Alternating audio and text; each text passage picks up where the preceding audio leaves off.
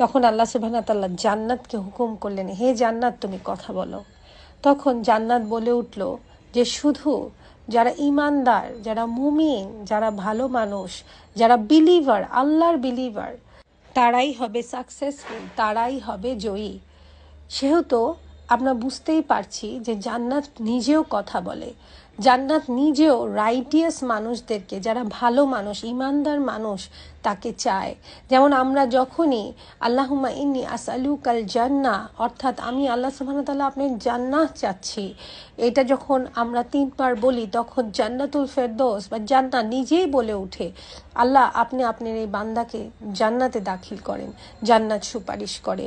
এবং যখন আমরা আল্লাহুম্মা আজিরনি মিনান নার বলি, মানে আল্লাহ আমাকে আপনার জাহান্নামের আগুন থেকে রক্ষা করেন, তখন জাহান্নামের আগুন বলে ওঠে, আল্লাহ আপনি একে আমার আগুন থেকে রক্ষা করেন। অর্থাৎ জান্নাতে